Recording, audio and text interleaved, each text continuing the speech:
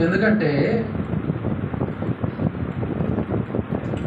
Christmas ట్రీని ఒకసారి మీరు చూస్తే లోకంలో క్రైస్తవంలో లేనోళ్ళు ఏదైనా ఒక చోటకు వెళుతుంటే వాళ్ళు ఒక దాన్ని కట్టుకొని వెళ్తా అంటారు. దాని రూపం అది క్రిస్మస్ ట్రీ రూపం. దౌర్భాగ్యం ఏంటంటే మన వెనక వారు మనల్ని అనుసరించాల్సింది పోయి మనం వాళ్ళని అనుసరిస్తున్నాం. కాబట్టి ఆలోచన చేసుకోవాలి. గత వారంలో గమనించినటువంటి అంశం అది. ఈ వారం మనం గమనించబోయే అంశము ఏమైనదంటే మరొక నూతన అంశాన్ని మనం గమనించబోతున్నాము.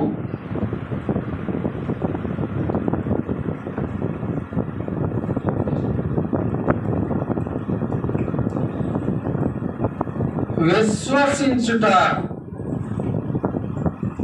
ఆ అంశం ఏంది? మాకు తెలియదా? మేము ఇప్పుడే విన్నామంటారా? విశ్వసించుట. విశ్వసించుట అనే పదం నేను ఎక్కడి నుంచి తీసుకున్నానంటే యోహాను సువార్త నుంచి తీసుకున్నాను. ఈరోజు మనం నేర్చుకునే అంశము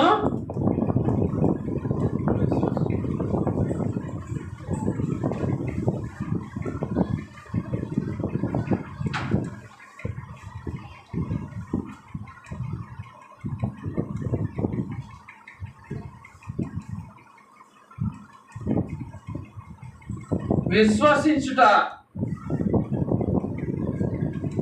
యోహాను సువార్త నుంచి ఈ పదాన్ని తీసుకున్నాను.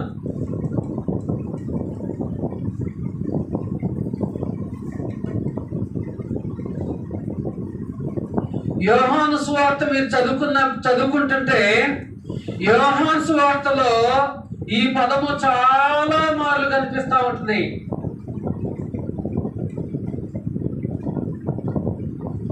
యోహాను సువార్తలో విశ్వసించుట అనే పదము చాలా సార్లు యోహాను అనే శిష్యుడి ద్వారా దేవుడు రాయించాడు. చాలా సార్లు వినియోగించబడింది. మరి చాలా సార్లు ఎందుకు వినియోగించబడింది అంటే దీని ద్వారా దేవుడి ఉద్దేశం ఏదో ఒకటి ఉంది. ఏముంది? ఈ విశ్వసించుట అనేది ఒక సందేశాత్మకమైనటువంటి పదము.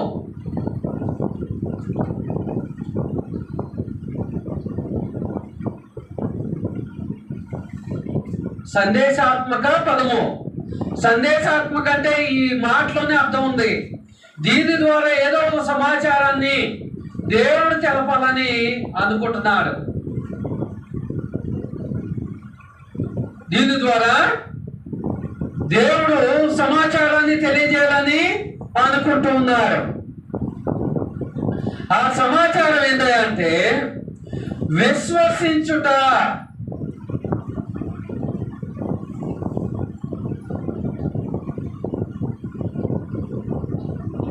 విశ్వసించుట అనగా అంగీకరించుట,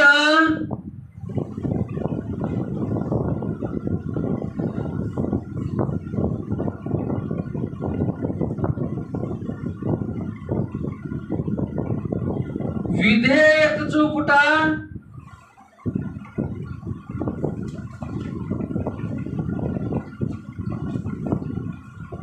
మరలా జన్మించుట.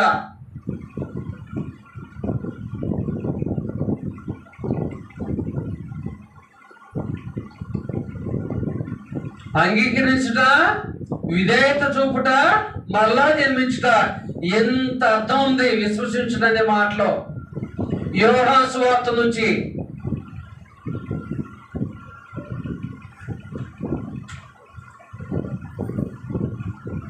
విశ్వసించడానికైంది అంగీకరించుట, విధేయత చూపుట, మరలా జన్మించుట.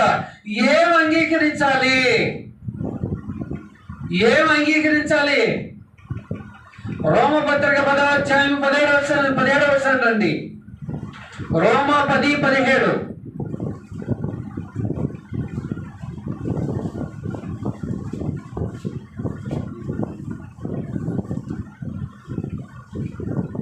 రోమ 10:17.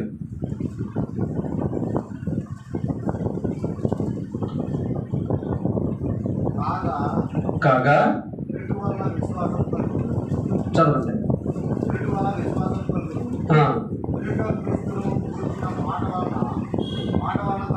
చాలండి. ఏమన్నాడండి ఇక్కడ పౌలు గారు? రోమాపట్నం అంటే క్రీస్తు సంఘానికి రాస్తూ, కాగా వినుట వలన విశ్వాసము కలుగును. ఎవరి గురించి వినాలి? క్రీస్తును గురించి వినాలి. అవునా? అంటే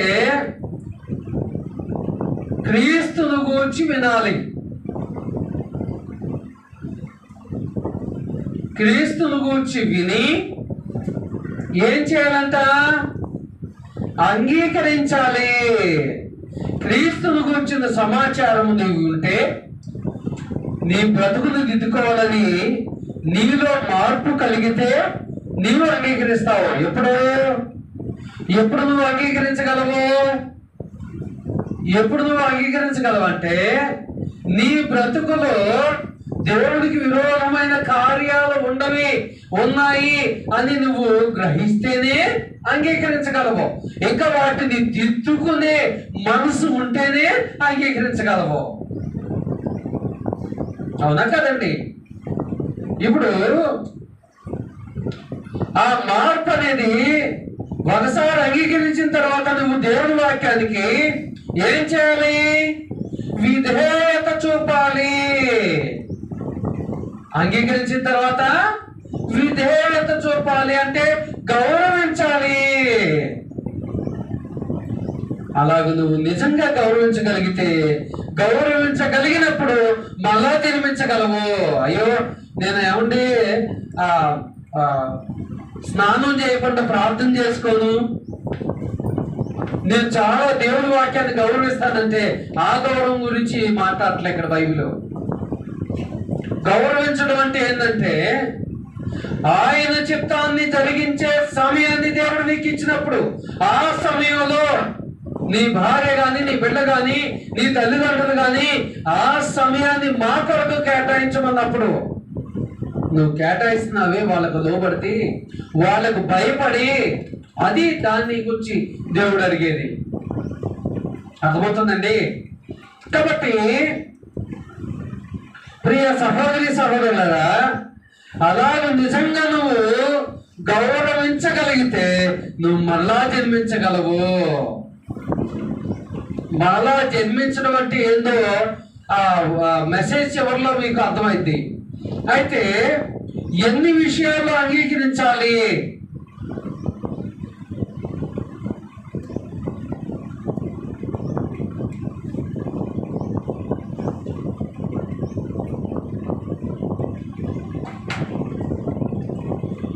ఎన్ని విషయాల్లో అంగీకరించాలి?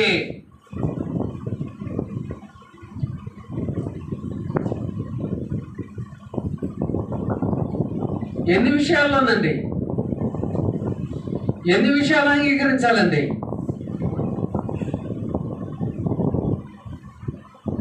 అన్ని విషయాల్లో అంగీకరించాలి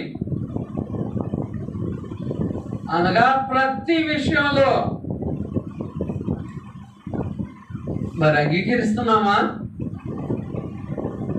అంగీకరించగలుగుతున్నామా ప్రతి విషయంలో? ఉదయం లేచినది మొదలుకొని పడుకునే మట్టుకు దేవుని ఇష్టపూర్వకంగానే నీ యొక్క ఉద్యోగ వ్యాపార పనుబాట్లు ఉంటున్నాయా అనేది ఆలోచన చేసుకోవాలి. ఎందుకంటే సంవత్సరానికి 52 ఆదివారాలు ఉంటే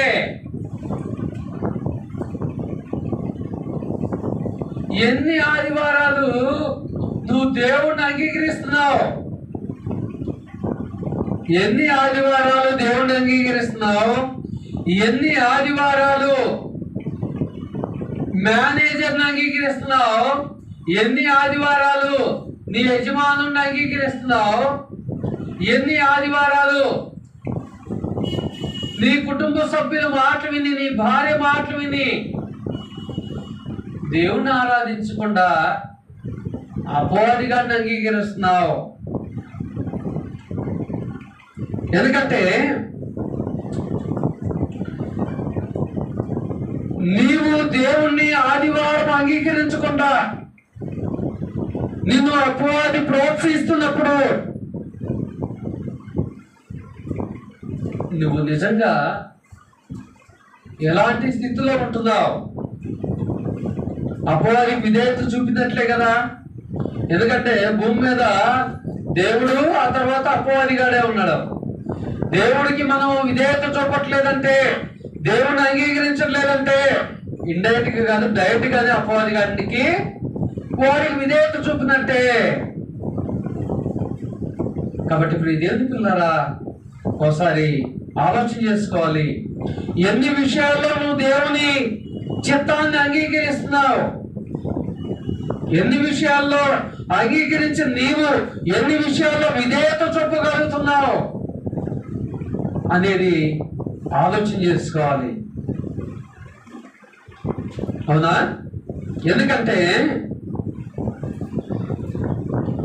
సంవత్సరానికి 8,928 గంటలు ఉంటున్నాయి.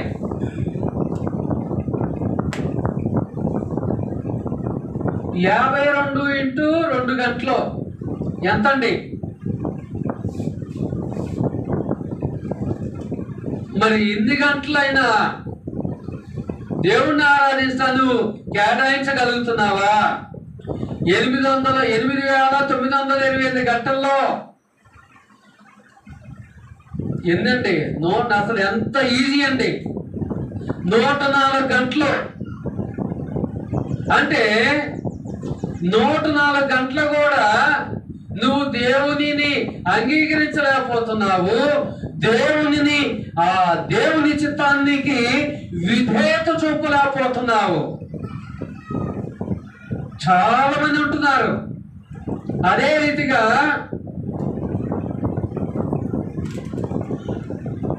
ఇదే సమయంలో దేవుని చిత్తమైనటువంటి సత్క్రియల విషయంలో, సత్క్రియలు నెలకు 1 గంట, లేదంటే 1 అర్ధ గంటే మహా అయితే, లేదంటే 1 గంట, 12 నెలల మీద 12 గంటలు. అవునా? ఈ 12 గంటల్లో ఎన్ని గంటలు నువ్వు దేవుడిని అంగీకరిస్తున్నావు? ఒకసారి మీ ఆత్మ పరిశీలన చేసుకొని, మీ హృదయం మీద చేయి వేసుకొని చెప్పండి. నెలకి 1 గంటే కదా మహా అయితే సత్క్రియ కొరకు మనం కేటాయించేది. ఎంతమంది 12 గంటలు కేటాయించగలిగారు సంవత్సరంలో? 1 మాసము కూడా విడవకుండా మేము కేటాయించి ఉన్న వాళ్ళ చేతులు ఎత్తండి.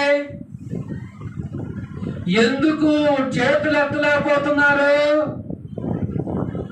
ఈ 12 గంటల్లో దేవుని చిత్తాన్ని, దేవుని అంగీకరించి ఆయనకు విధేయత చూపవలసిన ఈ సమయాన్ని ఈ 12 గంటలను కూడా దొంగిలిస్తున్నాం.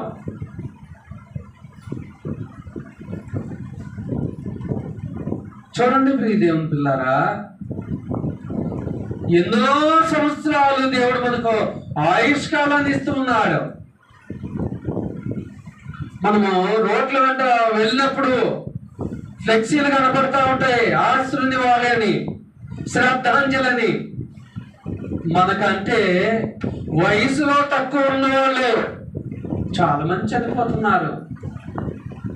మరి మనకు దేవుడు ఆయుష్కాలాన్ని ఇస్తున్నాడంటే ఎవరిని కనపరచటకు, ఎవరిని అంగీకరించటకు, ఎవరికి విధేయత చూపుటకు అనేది ఎప్పుడైనా ఆలోచన చేసావా? ఎప్పుడైనా ఆలోచన చేసావా? ప్రియ సహోదరి సహోదరుడా, ఇది బాప్తిజం తీసుకున్న వాళ్ళకి. మరి బాప్తిజం తీసుకున్న తర్వాత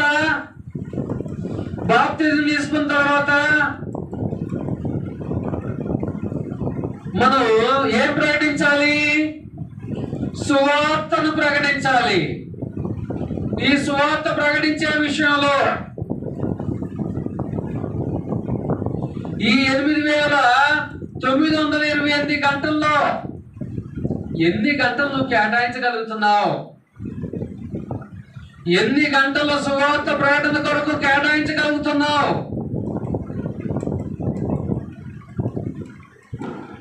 మనం అనుకున్నటువంటి ప్రతి ఆదివారం వస్తేనే 104 గంటలు, ప్రతి నెల సత్క్రియకి వస్తే ఇంకో 12 గంటలు. అవునా? మొత్తం ఎంత అండి? 116 గంటలు. ఎవరు ప్రతి ఆదివారం క్రమం తప్పకుండా దేవుని ఆరాధించడానికి వచ్చి ప్రతి సత్క్రియకి వస్తే 116 గంటలు. 8,928 గంటల్లో 116 గంటలు తీస్తే ఇంకా ఎన్ని గంటలండి? ఒకసారి తీయండి. 8,928 గంటల్లో 116 గంటలు తీస్తే 2, 1, 8, 8,812 గంటలు నీ కొరకు, నీ భార్య కొరకు, నీ బిడ్డల కొరకు, నీ తల్లిదండ్రుల కొరకు కేటాయిస్తున్నావు. ఈ 116 గంటలు ఆయుష్ను ఆరోగ్యం ఇచ్చే దేవుడే. ఈ 8,812 గంటలు నీకు ఆయుష్ను ఆరోగ్యం ఇచ్చేది దేవుడే. సువార్త ప్రకటనకు రోజులో కనీసము 1 అర్ధగంట అయినా కేటాయించగలుగుతున్నావా? బాప్తిజం తీసుకున్న నీవు, క్రీస్తును ధరించుకున్న నీవు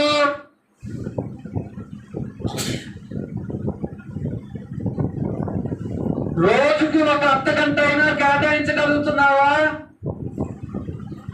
వారానికి 168 గంటల్లో కనీసం 5 గంటలన్నా కేటాయించగలుగుతున్నావా? అది సహోదరులైన కావచ్చు, సహోదరులైన కావచ్చు.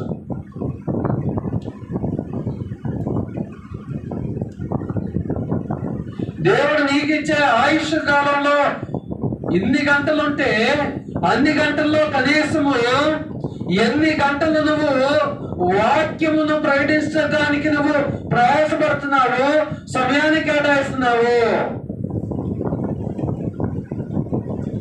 సత్యములను తెలుసుకున్న నీవు ఏం చేయాలి? నీ ఉద్యోగం నువ్వు చేసుకుంటూ, నీ వ్యాపారం నువ్వు చేసుకుంటూ, నీ పనులు నువ్వు చేసుకుంటూ ఆదివారం వస్తే మన దిష్టి బొమ్మ మాదిరిగా ఆదివారం కనపడేది చాలా. యోధపత్రిక రండి ఒకసారి, యోధపత్రిక రండి ఒకసారి.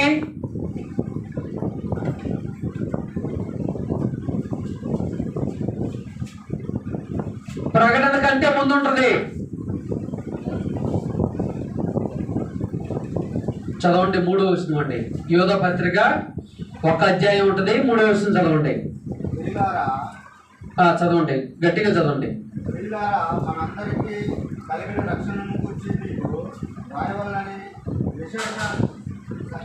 విశేష ఆసక్తి గలవాడనై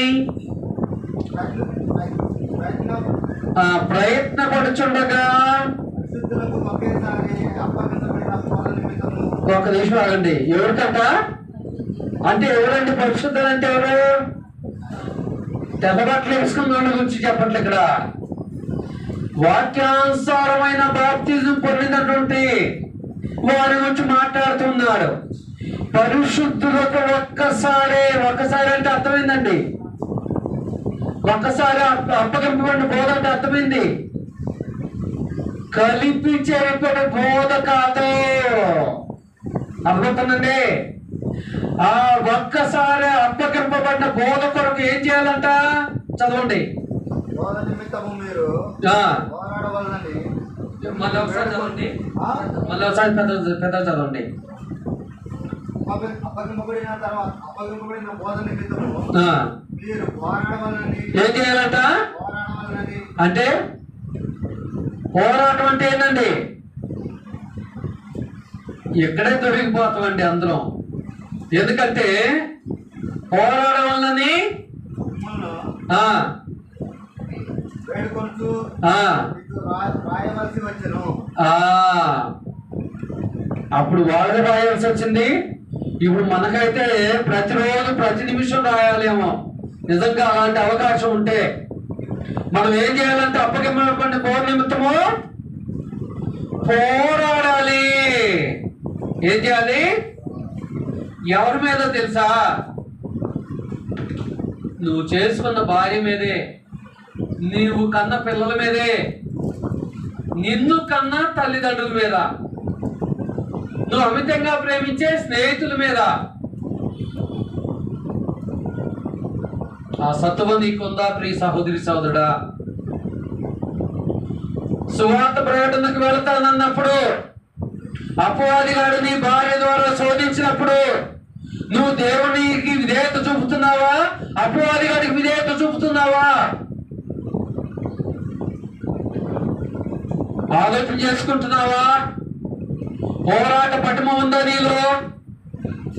పరిశుద్ధులకు అప్పగింపబడిన బోధ నిమిత్తము నువ్వు పోరాడాలని దేవుడు చెప్తున్నాడు. పోరాటం వద్దు, పడుకోని. ఎందుకంటే పనుబాట్లో ఉద్యోగ వ్యాపారాలు చేసి చలిసిపోయావని. మనల్ని కట్టుకున్న మన భార్యలు కానీ మన పుట్టిన మన బిడ్డలు కానీ చెప్పినప్పుడు మనం ఆ మాటను తిరస్కరించగలుగుతున్నామా? నిజంగా ఆ సమయంలో నువ్వు తిరస్కరించినప్పుడే నువ్వు దేవునికి విధేయత చూపినట్టు. ఆ సమయంలో నీ భార్య మాటకు నీ బిడ్డల మాటకు తలొప్పితే నువ్వు దేవునికి కాదు విధేయత చూపేది, ఆ పోదిగాడికి.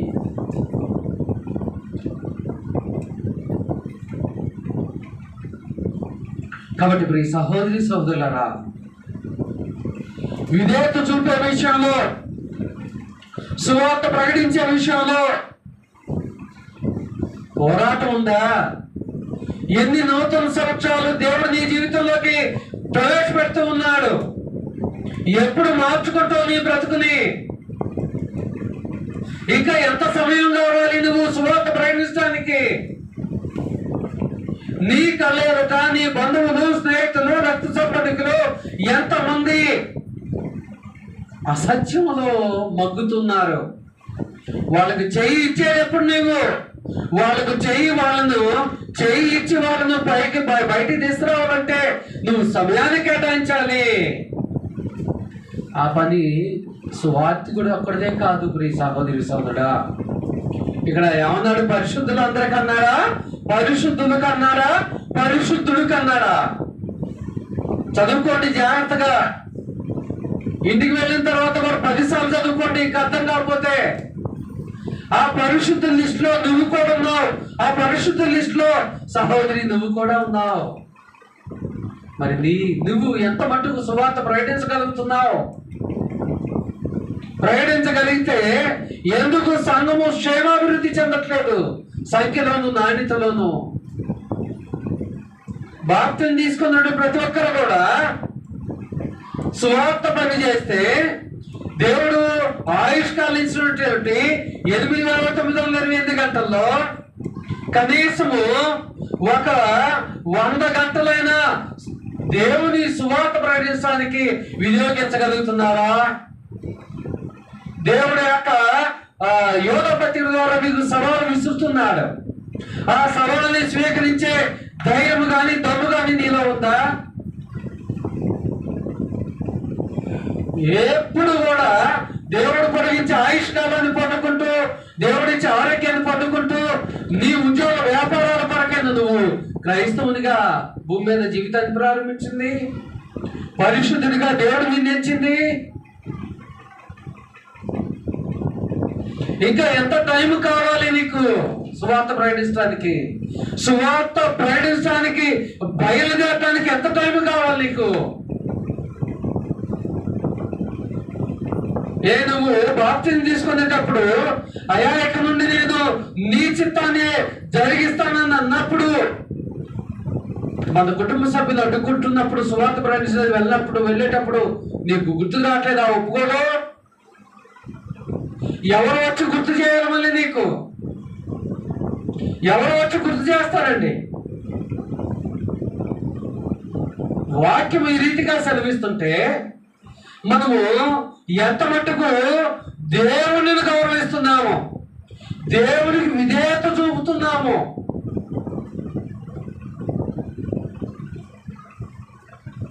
నీ జీవితంలో నువ్వు బాప్తిజం పడింది నాటి నుండి ఒక 5 నెలలు అవుతుందా, 3 నెలలు అవుతుందా, 6 నెలలు అవుతుందా, సంవత్సరం అవుతుందా, 2 సంవత్సరాలు అవుతుందా?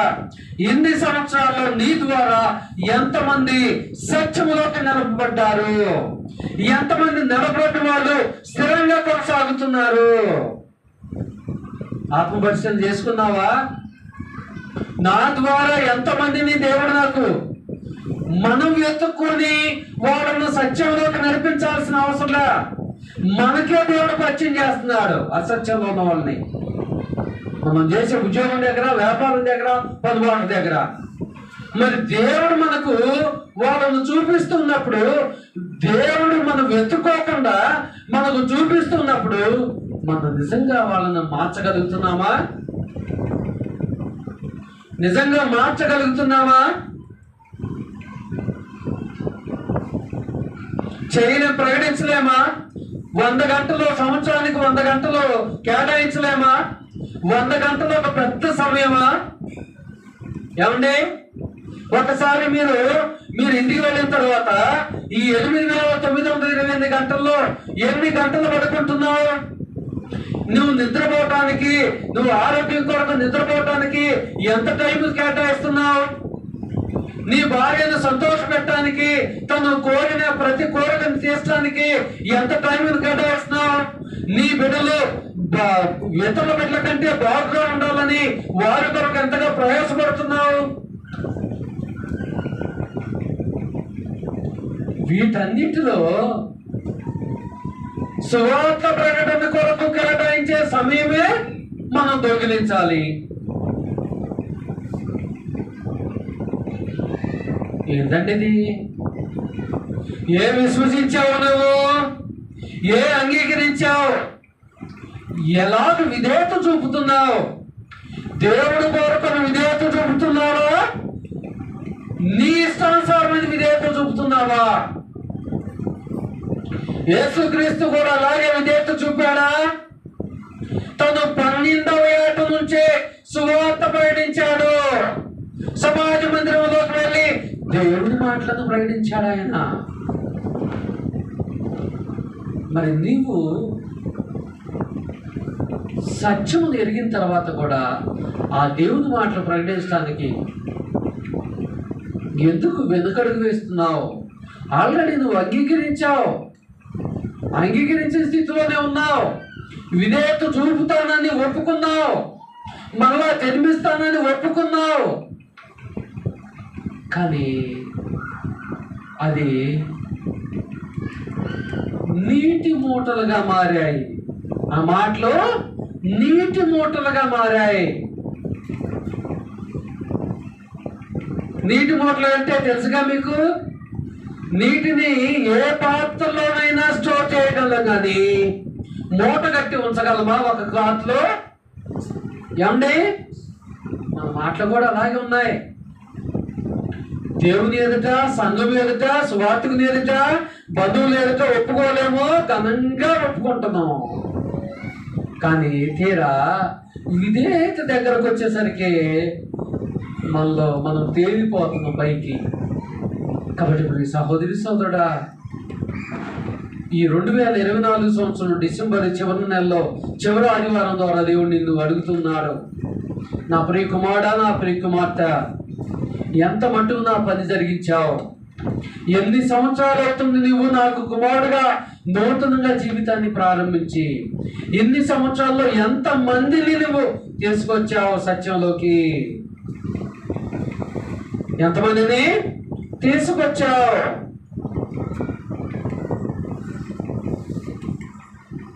2 తిమోతి 4:2. 2 తిమోతి 4:2.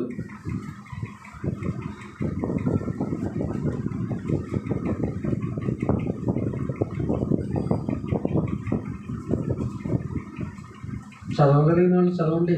వాక్యమును ప్రకటించుము, సమయమందును అసమయమందును ప్రయాసపడు, సంపూర్ణమైన శాంతంతో ఉపదేశించుతూ అర్పించుము, గద్దించుము, బుద్ధి చెప్పు.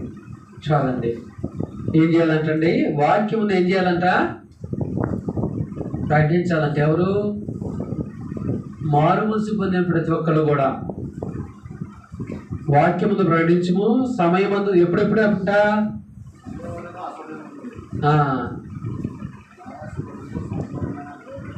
సమయమందును అసమయమందును ప్రయాసపడము. ప్రయాసపడటం దేవుడు ఎరుగు. కనీసము ప్రకటించాలని ఆలోచన చేస్తున్నావా? ప్రకటిస్తున్నటువంటి సువార్తికునికి సహాయకుడుగానే రాగలుగుతున్నావా? ఆ సువార్త ప్రకటించడానికి కనీసము ఆ యొక్క సువార్తుడి ప్రయాణం కొరకు ఆ ధనాన్ని ఇవ్వగలుగుతున్నావా? నీ కుమారుని పంపగలుగుతున్నావా? నీ కుటుంబ సభ్యులను ప్రోత్సహించగలుగుతున్నావా?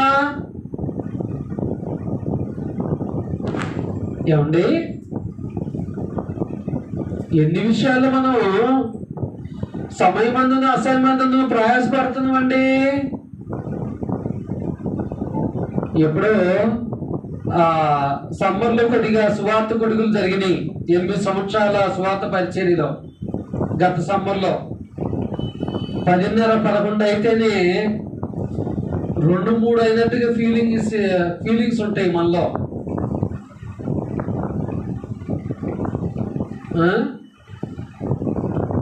ఈ డిసెంబర్ కాదు, డిసెంబరు వచ్చిందని, క్రిస్మస్ వచ్చిందని 1వ తారీఖు నుంచి మొదలుకొని 24 తెల్లవారుజామున 5 గంటల వరకు పనిచేసిన కుటుంబాలు మత శాఖలో చాలా ఉన్నాయి.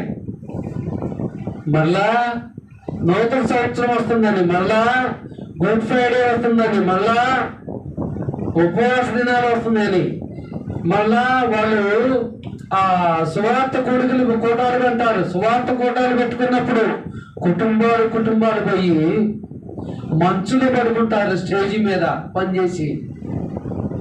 అదే మనం సత్యాన్ని ఎరిగిన వాళ్ళం కదా, మనం ఎందుకు పనిచేయాలి? సువార్త ప్రకటించాలి. మనం చక్కగా ఇళ్ళలో కూర్చోవాలి. సేవకుడే జీతగాళ్ళలాగా పని చేసుకుంటాడు. మా ఆయన బాగా పని చేస్తారు, ఇంకా మనం ఎందుకు పని చేయాలి? మత శాఖలోనేమో విశ్వాసులు జీతగాళ్ళుగా పనిచేస్తాడు. సత్యాన్ని ఎరిగినటువంటి సంఘాల్లోనేమో సేవకులు జీతగాళ్ళుగా పనిచేస్తాడు. విశ్వాసులు అధికారులాగా కూర్చుంటారు ఇళ్ళలో. ఎంత మటుకు కట్టండి. వాక్యమును ప్రకటించము, సమయమందును అసమయమందును ప్రయాసపడము. ఏం చేయాలంట? నిజంగా ప్రయాసపడితే నువ్వు దేవునికి విధేయత చూపినట్టు.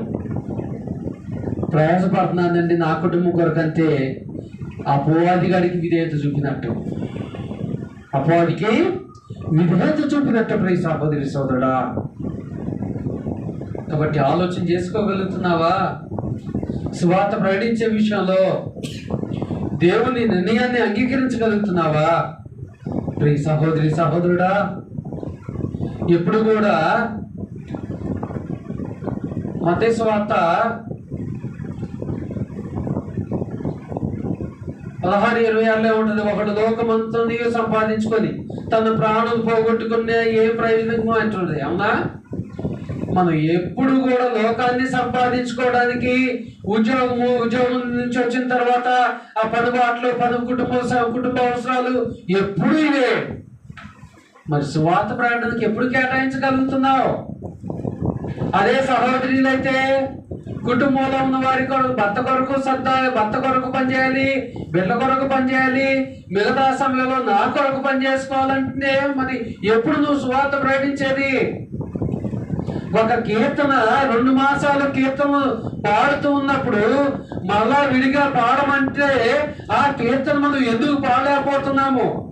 మత శాఖలో అంతగా ఎందుకు పాడగలుగుతున్నారంటే వాళ్ళు నేర్చుకుంటారు. ప్రత్యేకంగా కీర్తనకు వాళ్ళు మందిరాల్లోకి వచ్చి నేర్చుకుంటారు. మనం స్త్రీల క్లాసుకు రమ్మంటేనే 100 సాగులు చెప్తాం. ఇంట్లో పని చేసుకోవడానికి ఏ సాగు కనపడదు. స్త్రీల కొడుకు రావాలంటేనే సాగు కనపడుద్ది. మరి ఎప్పుడండి సమయాన్ని ఎప్పుడు కేటాయించగలుగుతున్నాము నేర్చుకోవడానికి? ఎప్పుడు దాన్ని ఆ ప్రతిఫలం ఎప్పుడు పొందగలుగుతున్నాము? ఎప్పుడైనా ఆలోచన చేశారా? పోనీ బ్రదర్ నేను బాప్తిజం తీసుకున్నా కదా, నేను మరణ వరకు నమ్మకంగా ఉంటా, నా బ్రతుకు ఇదే చాలంటారా? నువ్వు చాలన్నా కూడా దేవుడు దాన్ని ఒప్పుకోవట్లేదు. నీ ద్వారా ఎంతమందినైతే ఆయన వద్దకు తీసుకురావాలో అంతమందిలో ఒకరి దెక్క తక్కువైనా కూడా మోత మోగిపోద్దని దేవుడు చెప్తున్నాడు. కాబట్టి ప్రియ సహోదరి సహోదరుడా, ఒకసారి ఆలోచన చేసుకో. ఎందుకంటే బాప్తిజం తీసుకున్న వాళ్ళకి 52 ఆదివారాలు రావాలి, సత్క్రియకి రావాలి. మరి బాప్తిజం తీసుకున్న తర్వాత చాలా మంది దుర్మార్గంగా ఆలోచన చేస్తున్నారు.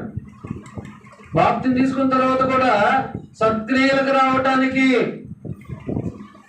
ఆ సినిమా నటినట్లు వేసినట్టు వేషాలు వేస్తారే, పాటకు ఒక వేషము, డైలాగ్ ఒక వేషం, అలాగే వేస్తా ఉన్నారు చాలా మంది.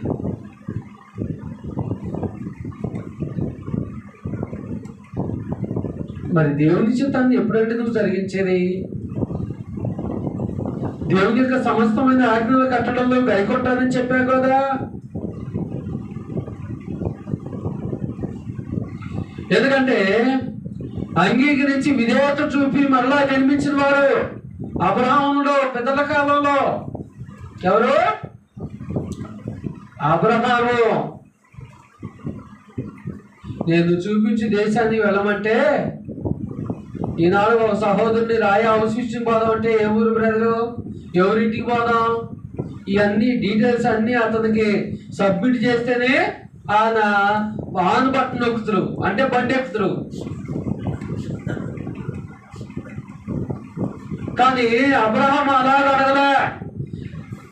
పోనీ అబ్రహాము పితరులు కానీ వారు అంతకుముందు పితరులు కానీ ఎవరో కూడా నిజదేవుణ్ణి అంగీకరించినటువంటి సంఘటనలు ఒక్కటి కూడా లేవు. అయినా సరే అబ్రహాం ఏం చేశాడంటే మరుమాట మాట్లాడకుండా వెళ్ళాడు. అప్పుడు ఆయన ప్లస్ పాయింట్ ఏంటంటే వెనకలాగే భార్యలు లేరు, కుటుంబ సభ్యులు లేరు. ఈవేళ చాలా మంది కొన్ని కుటుంబాల్లో విచిత్రమైన సంఘటనలు జరుగుతాయి. ఒక కుటుంబంలో భర్త విశ్వాసం ఉంటే భర్త మంచి విశ్వాసిగా ఉంటాడు, భార్య ఏమో ఆమె కూడా విశ్వాసరాలు కానీ అపోహలు కూడా ఆమె ద్వారా బాగా పనిచేస్తారు. కొన్ని కుటుంబాల్లో భార్య మంచి విశ్వాసపాత్రాలుగా ఉంటారు దేవునికి, ఆ కుటుంబాల్లో భర్తలు అపోహలు కలిగి దాసులుగా ఉంటారు. మరి ఎప్పుడంటే కుటుంబం అంతా దేవుని పని జరిగించేది? కుటుంబం అంతా దేవుని పని జరిగించేది ఎప్పుడు? ఎప్పుడండి? కాబట్టి ప్రియదేవులారా, అబ్రహాము ఆయన దేవునికి విధేయత చూపాడు, అంగీకరించాడు, విధేయత చూపాడు, మరలా జన్మించాడు. ఆ తర్వాత పాతలో మోషే, దావీదు, ఆ తర్వాత క్రీస్తు ప్రభు ఆయన కలవరి శిలువలో చనిపోతున్నా కూడా ముమ్మారు ప్రార్థించు తండ్రి నీ చిత్తమే సిద్ధించును గాక అన్నాడు. ఏమన్నాడు? నీ చిత్తమే సిద్ధించును గాక అన్నాడు. సువార్త ప్రకటన మంచి ఖచ్చితంగా వెళ్ళాల్సిన సమయం. అదే టైంకి మనకు కుటుంబ సభ్యులు ఎవరో ఇంకా విలువైన పని చెప్పారు. నిజంగా మనము దేనికి విధేయత చూపాలండి? దేనికి విధేయత చూపాలండి? ఇదేమో మనకు ధనం వచ్చే పని, అదేమో ధనం మనం సింపుల్గా ఏం ఆలోచన చేస్తాం, ఏరకొండప్పుడు బాగొచ్చు, ఇంకో వేరే రోజు బాగొచ్చులే, లేదంటే బ్రదర్కి ఫోన్ చేస్తే ఆయన చూసుకుంటాడు. కాబట్టి ఇప్పుడు దేవుని పిల్లారా, నీవు రోజులో ఎన్ని విషయాల్లో దేవుని అంగీకరించి విధేయత చూపుతున్నా, మరలా జన్మించగలుగుతున్నా అనేది నిన్ను నీవు ప్రశ్నించుకోవాలి. దేవుడు నిన్ను అడిగే ప్రశ్న ఈ సంవత్సరపు చివరి ఆదివారమున. కాబట్టి నువ్వు ఆ ప్రశ్నకు నీ దగ్గర సమాధానం ఉందా అనేది ఒకసారి ఆలోచన చేసుకోవాలి. ఎందుకంటే దేవుడు నీకు మరొక నూతన సంవత్సరాన్ని ఇవ్వబోతున్నాడు. ఆ నూతన సంవత్సరంలోనైనా నీవు అంగీకరించిన దానికి విధేయత 100% చూపించగలవా? ఎంత పర్సెంట్ అంటే సెంటుకు సెంటు చూపించగలవా? మత్తయి సువార్త 24:14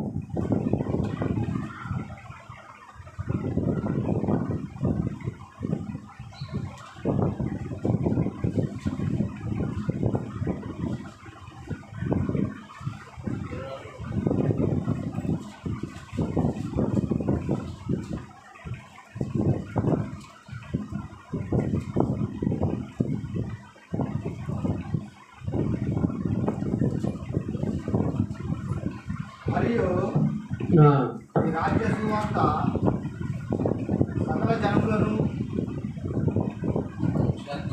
సకల జనులకు సాక్షాత్మై లోకమంతటను ప్రకటింపబడును, అడు తర్వాత అంతము వచ్చును. లోకమంతటా ప్రకటించడం కొరకు దేవుడు నన్ను ఏర్పాటు చేసుకున్నాడు. దేని కొరకండి? మరి లోకమంతా, మరి నీ బౌండరీలో ఇప్పుడు లోకమంతటా అంటే ఎట్లా అండి? ఎవరి బౌండరీలో వాడు పనిచేయాలి, అవునా? ఎవరికి ఇచ్చిన జ్ఞానం ప్రకారం వాడు పనిచేయాలి. మరి నీ బౌండరీను నువ్వు ఫుల్ఫిల్ చేయగలుగుతున్నావా? సహోదరి సహోదరుడా, ఇంకా మనం గమనిస్తున్నట్లయితే ఇదే 22వ అధ్యాయము 14వ వచనాన్ని గమనించండి. ఇదే 22వ అధ్యాయం 14వ వచనము. కాగా పిలువబడిన వారు అనేకులు, ఏర్పరచబడిన వారు కాగా అంగీకరించిన వారు అనేకులు, విధేయత చూపిన వారు. అవునా? పిలవబడ్డాం, అంగీకరించాం, విధేయత చూపుతున్నావా? ఆ కొందరిలో నువ్వున్నావా? మొక్కుబడిగా సువార్త చెప్పడం కాదు, మస్ట్ షుడ్గా సువార్త ప్రకటించాలి. మరి ఎంత మటుకు ప్రకటించగలుగుతున్నావు ప్రియ సహోదరి సహోదరుడా? ఎంత మటుకు ప్రకటించగలుగుతున్నావు?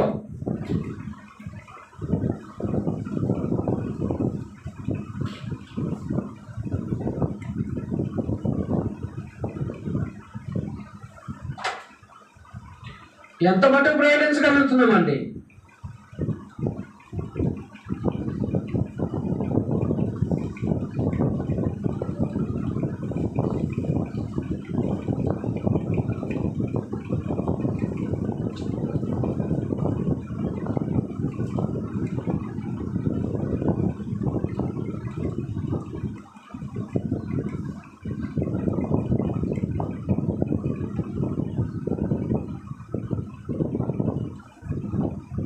ఈ ఏ సెక్షన్ ఏమో అంగీకరించిన వారి లిస్టు. ఇది ఎవరు? అంగీకరించిన వారు.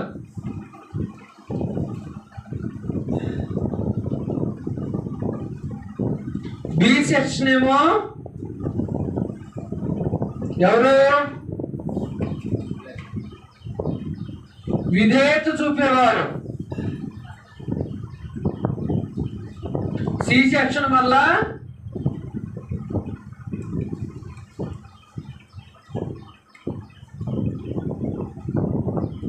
ఇదే మత్తయి సువార్తలో 4 రకాల నేలల గురించి దేవుడు చెప్తున్నాడు. అంటే 4 హృదయాల గురించి చెప్తున్నాడు.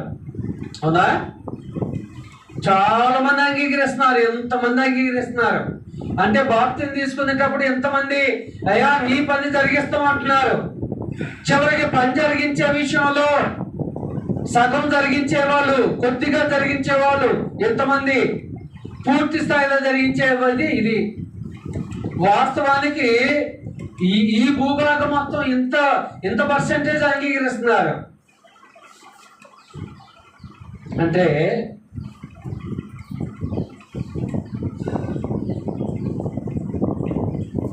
100% అంగీకరిస్తే 30% విధేయత చూపుతున్నారు, 5% ఏమో పూర్తి స్థాయిలో దేవుని చిత్తాన్ని జరిగిస్తున్నారు. కానీ దేవుడు ఇది కోరుకోవట్లే, ఈ 5% మాత్రమే దేవుడు కోరుకోవట్లే, 100కి 100%. అంటే సువార్త విని బాప్తిజం తీసుకున్న ప్రతి ఒక్కరు కూడా అలాగూ సువార్త ప్రకటించాలని ఆయన కోరుతున్నాడు, అలాగూ సువార్త ప్రకటించాలని ఆయన కోరుతున్నాడు. ఎందుకంటే నువ్వు పరలోకాన్ని చేరాలంటే నువ్వు పరలోకాన్ని చేరాలంటే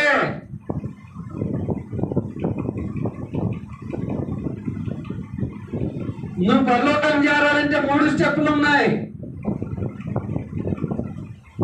అంగీకరించాలి,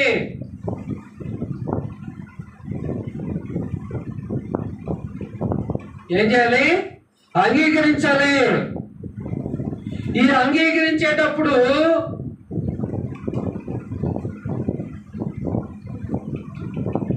శోధనలో వెనకలాగటాలు బాధలు ఏముండవు, అందుకోసమే సింపుల్ గా అంగీకరిస్తారు. ఆ తర్వాత విధేయత చూపుటలో దీనిలో ఉంటుంది. ఇక దీనిలో శోధనలు ఉంటాయి, బాధలు ఉంటాయి. దీన్ని దాటుకొని పోయిన వాడే మరలా జన్మించగలరు.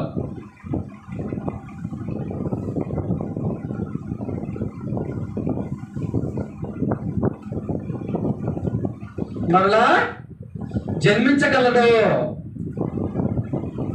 మరి ఏ స్టేజీలో ఉన్నావు ప్రియ సహోదరి సోదరుడా?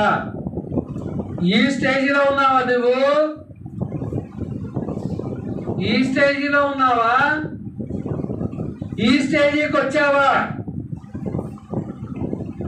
100% 100 మంది అంగీకరిస్తే 100 మంది మరలా జన్మించిన వారిగా ఉండాలని దేవుడు కోరుతున్నాడు.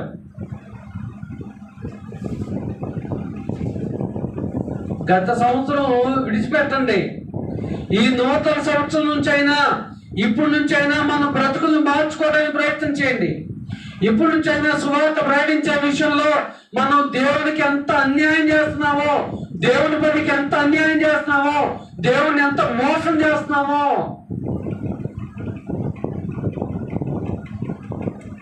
బుద్ధి తెచ్చుకోవాలి, జ్ఞానం కలిగి ఉండాలి.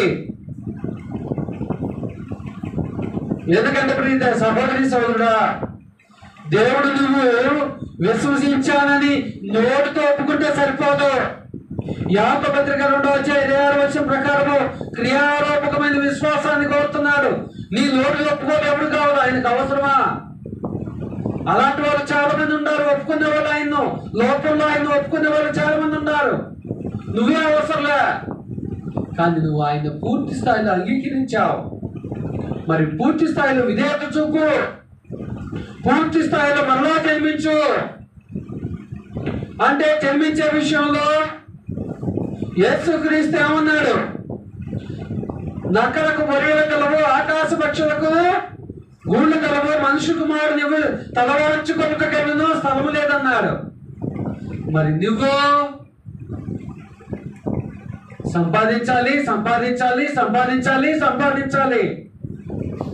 ఆ సంపాదన అంతా వ్యర్థమని తెలుసు, మళ్ళా దాని కొరకే ప్రయాసపడటము, మళ్ళా దాని కొరకే ఎన్ని రకాలుగా ఆలోచిస్తున్నామో.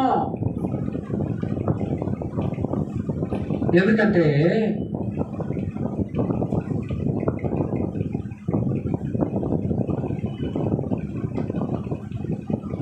ఇది అంగీకరించే స్థితి అయితే ఇది విధేయత చూపిన స్థితి. ఈ రెండు ఇది దాడితేనే పరిపూర్ణంగా దీన్ని చేస్తేనే చివరిలో మరలా జన్మించడం వస్తుంది. కాబట్టి ప్రియ సహోదరి సోదరుడా,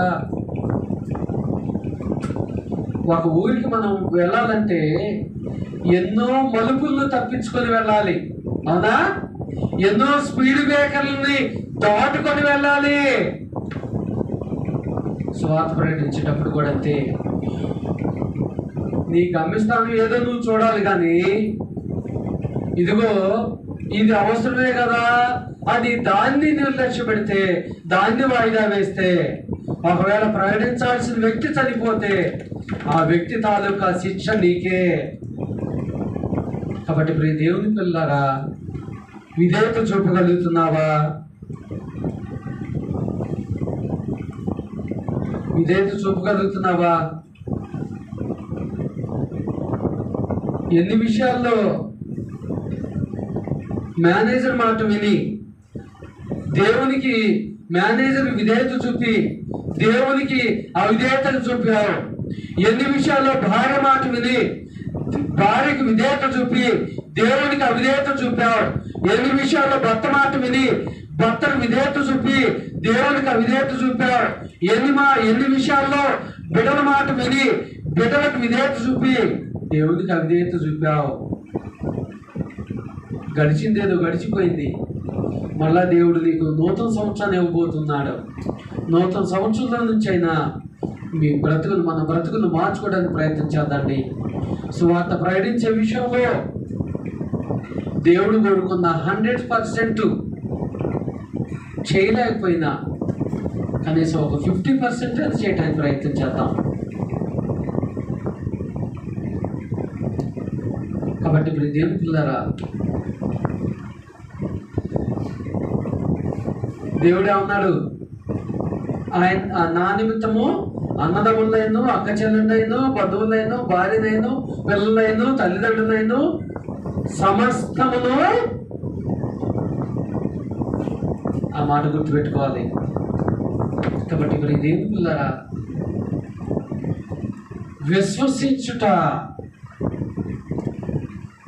విశ్వసించుటనగా అంగీకరించుట, విధేయత చూపుట, మళ్ళా జన్మించుట. ఈ 3 పదాల లిస్టులో ఏ గమ్యస్థానం వద్ద నువ్వు ఉన్నావు? ఎక్కడ దాక్కున్నావు? దేవుడు ఈరోజు నేను ప్రశ్నిస్తున్నాడు. అందరూ అంగీకరిస్తున్నావు సంతోషంగా, మరి కొనసాగింపేది? అవునా? కొనసాగింపు కావాలా వద్దా? కాబట్టి ప్రియ సహోదరి సోదరుడా, అంగీకరించితే పరలోకం కాదు. అంగీకరించిన ప్రతి ఒక్కరికి పరలోకం ఇస్తానని చెప్పలా దేవుడు. బాప్తిజం తీసుకుని ప్రతి ఒక్కరికి పరలోకం ఇస్తానని చెప్పలా దేవుడు. బాప్తిజం తీసుకోవాలి, సంఘ కార్యక్రమాలన్నిటిలో పాల్గొనాలి, సాకులు చెప్పకుండా. వాడు అపవాదిగాడు ఆదాము అవ్వ ఉన్నప్పుడు అవ్వతో ఏం చెప్పాడు? మీరు ఈ తోట మధ్య నుండి ఆ యొక్క ఫలవృక్షాలు తింటే మీ కన్నులు వెలిగింపబడతాయి, మీరు దేవదూతల వల్లే అవుతారంటే అర్థమైందండి. అవ్వకు ఎంత మధురంగా అనిపించిందో, ఎక్కడికో వెళ్ళింది ఆమె. ఇప్పుడు కూడా సాగులు కూడా అంత తీయగా చెప్తా ఉంటారు చాలా మంది. దేవుని పని జరిగించాల్సిన విషయంలో, దేవుని పని జరిగించే విషయంలో అంత ఇంకా అపవాదిగాడు కూడా తక్కువే మనకంటే. కాబట్టి ప్రియ దేవుని పిల్లారా, ఇక నుంచి అలాంటి మనసును విడిచిపెట్టండి. నూతన సంవత్సరాన నూతన మనసును మరలా పడుకోండి. కోల్పోయిన విధేయతను మరలా మీ జీవితం ద్వారా దేవుని ఎదుట కనపరచుకోండి. ఇంకా ఎందరైతే విధేయత చూపట్లేదో, ఎందరైతే ఇంకా అంగీకరించిన స్థితిలో ఉన్నారో, ఇంకా ఇవాళ తారీఖు ఎంత అండి? ఇంకా ఎన్ని రోజులు ఉంది? 2024 సంవత్సరం. మరి ఇప్పటికైనా నూతన సంవత్సరంలోనైనా దేవుడిని అంగీకరించాలనే మనసును కలిగి ఉన్నాడు ప్రియ సహోదరి సోదరుడా. కాబట్టి ఈ గత సంవత్సరం ఈ 52 ఆదివారాలు నేను దేవుణ్ణి ఆరాధించాను అన్నవారు చేతులెత్తండి. ఒకవేళ ఈ సంవత్సరంకి మనకు చేత కాకపోతే వచ్చే సంవత్సరం నుంచి అయినా తీర్మానం చేసుకోండి. ప్రతి ఆదివారం నా శరీరంలో ప్రాణం ఉండగా దేవుని ఆరాధించడం మానకూడదు అనే తీర్మానాన్ని తీసుకోండి. అదే రీతిగా ప్రతి సత్క్రియకు సాకు చెప్పకుండా రావాలనే తీర్మానాన్ని తీసుకోండి.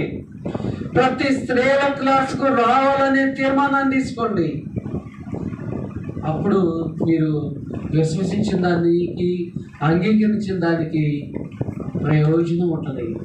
శ్రద్ధగా మీకు ప్రభు పేట మరోసారి వందనాలు తెలియజేస్తున్నాను.